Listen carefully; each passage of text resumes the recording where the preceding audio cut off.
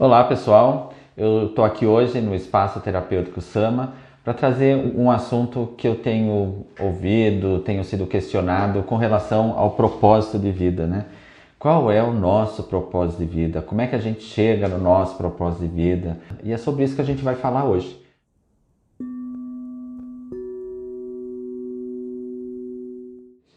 Como que eu vou encontrar, como é que eu vou saber qual é o meu propósito? Não é aqui, é aqui, gente. É no sentir, é na sua essência que está o seu propósito de vida.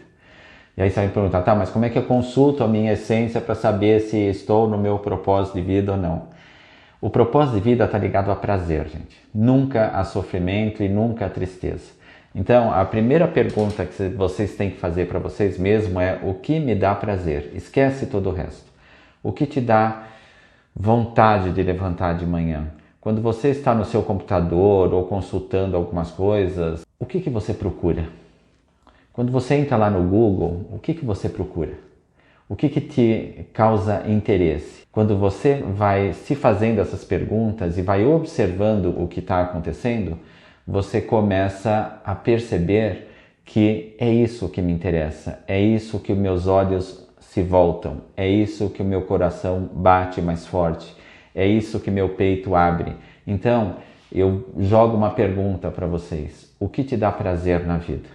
Muita gente não tem a resposta de momento. Por quê? Porque nunca pensa no prazer, pensa nas necessidades, pensa no que é preciso e não no que eu quero ou o que eu gosto. Então, gente, a primeira coisa: o que te dá prazer? Façam essa pergunta, e se você não tiver uma pronta resposta, é porque você não está no teu propósito. E aí você tem que começar a investigar quais são as coisas, as leituras, os filmes, o que te dá prazer de assistir, de ver. E aí você vai entendendo aonde está o teu propósito de vida. Ou, pelo menos, para você ir tangenciando essa linha do teu propósito de vida, tá? Como é que você deve fazer as suas escolhas, que também tem a ver com o propósito de vida? É você consultar o teu sentir, a parte do cérebro que foge um pouco do racional, a parte do cérebro que é mais intuitiva. Então, simplesmente você vai escolher para você. Tem coisas que a gente vai perceber que naquele momento não é possível, porque a gente vive num mundo social, né? Então tem coisas que no momento a gente não pode fazer, mas elas têm que fazer parte das suas metas, do aonde você quer chegar com essas escolhas, ok? Então, se você de alguma maneira sabe o que você quer, mas nesse momento não é possível, não tem problema nenhum. Você está indo em direção ao seu propósito, porque você sabe o que você quer. E quando você sabe o que você quer, você aos poucos vai chegando perto, você não fica tão fora da sua linha, que seria o seu propósito de vida. A gente acha que a gente tem que a gente tem livre-arbítrio para tudo. E para isso, para explicar essa questão do livre-arbítrio, porque muita gente, quando eu falo isso, fala: imagina, eu tenho livre-arbítrio para fazer o que eu quero. Você tem escolhas. Tá? E essas escolhas é as que vão te afastar do teu propósito de vida ou vão te aproximar mais desse seu propósito. Se você faz uma escolha que não é adequada, eu não vou dizer nem certo e errado, porque não existe o certo e errado. Se você faz uma escolha que de repente não é adequada para você, para o seu propósito de vida, a única coisa que vai acontecer é que você está se afastando do seu propósito, mesmo sem saber, mas aí sim existe sofrimento. Aí sim existe angústia, tristeza, porque você está se afastando. E quando isso vem para você, no teu sentir aqui, né, no chakra cardíaco, você tem que repensar e começar a voltar ao que te dá prazer. Porque quando te dá prazer, você não fica doente. Quando você está feliz, você não fica doente, você não se entristece à toa. Não que você não possa se entristecer, mas a gente tem que estar mais próximo do equilíbrio, tá? Nem da euforia e nem da tristeza, o equilíbrio. O equilíbrio é que vai trazer para você o conhecimento de onde você tem que chegar ou onde você quer chegar, ok? Então, assim, para falar sobre isso, eu só vou citar a questão dos nossos 7 corpos sutis. Não vou falar sobre os 7 porque acho que não cabe agora, a gente está falando do propósito de vida, não cabe agora a gente falar sobre os 7 corpos.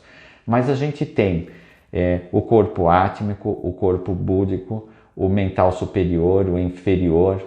A gente tem o nosso corpo astral, o nosso corpo etérico e nós temos o nosso corpo físico. O que eu vou trazer agora para conhecimento, para quem ainda não sabe, é a questão do corpo búdico, que é o segundo corpo, né? O átmico é aquele que te dá a vida. O búdico é o corpo onde você tem todas as suas memórias acásticas. O que são memórias acásticas?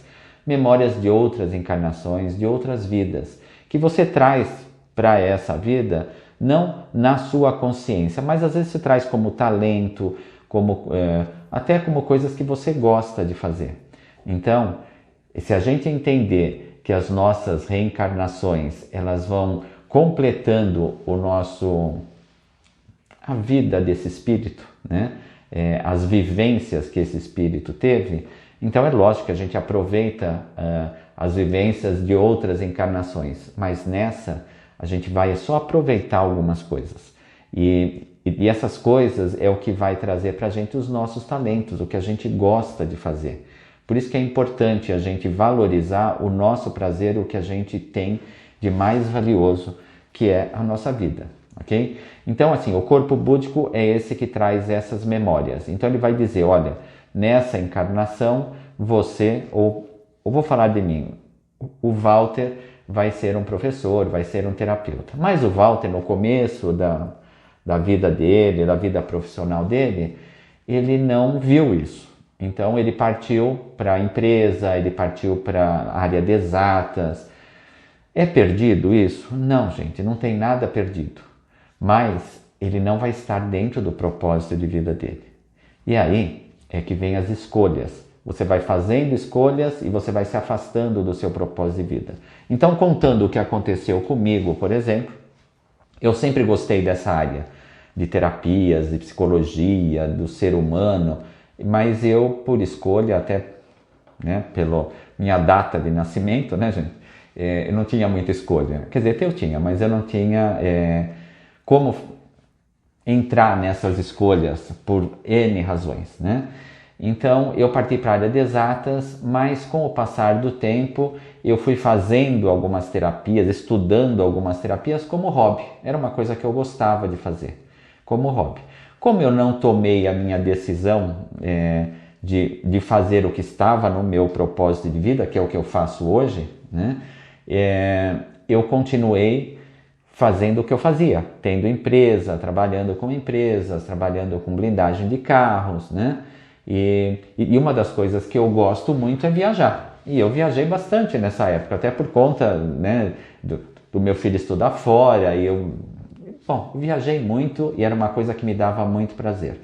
Mas eu percebia que quando eu voltava, eu ficava meio que deprimido, meio sem chão. Falava, puxa vida, acabou o que eu gosto de fazer. E agora eu tenho mais um ano para trabalhar, para que daqui a um ano eu poder fazer uma viagem novamente. E eu vivia, então eu ficava 365 dias, né, que nós temos no ano, 20 eu viajava, fazia o que eu gostava, e 345 eu vivia com o que eu tinha, né, com as minhas escolhas, mas eu não estava completamente feliz.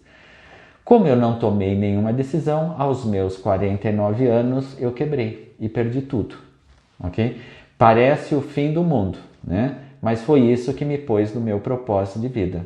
Eu não tinha o que fazer, eu não tomei a decisão, eu quebrei, fiquei endividado e comecei a trabalhar com terapias. E hoje eu só trabalho com terapias. Fiquei cheio de dívidas, fiquei desesperado, mas foi para o bem. E é assim que a gente tem que encarar o nosso propósito de vida. E a minha experiência foi, eu deveria ter tomado a minha decisão antes. Como eu não tomei, o universo, Deus, o que vocês acreditarem, tomou por mim e me cortou as pernas. E eu fui obrigado a entrar no meu propósito de vida. Por que eu estou contando essa história? Porque quando a gente não está no nosso propósito, o universo nos põe. E é nisso que eu acredito. Então, que livre-arbítrio eu tive? A escolha que eu fiz não foi a adequada para mim. Como ela não era adequada, ela me foi tirada. E aí eu entrei no meu propósito de vida. E hoje eu estou feliz no meu propósito, mas eu digo aqui para vocês que foi sofrido. Essa coisa de quebrar e entrar no meu propósito de vida. Mas foi a melhor coisa que poderia ter acontecido para mim. Por que eu estou contando a história? Por causa pelo tal do livre-arbítrio. Se a gente não tem livre-arbítrio, o que a gente tem? Escolhas. E às vezes a gente escolhe coisas que não estão dentro do nosso propósito de vida.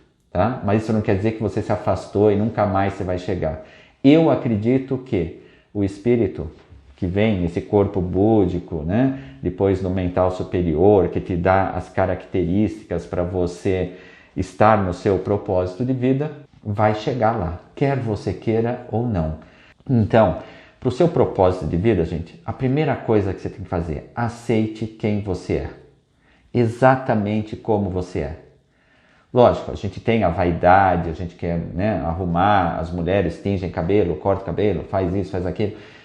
Isso está tranquilo. Agora, não aceitar quem você é, o meio que você veio, a família, isso é o que te afasta do teu propósito de vida.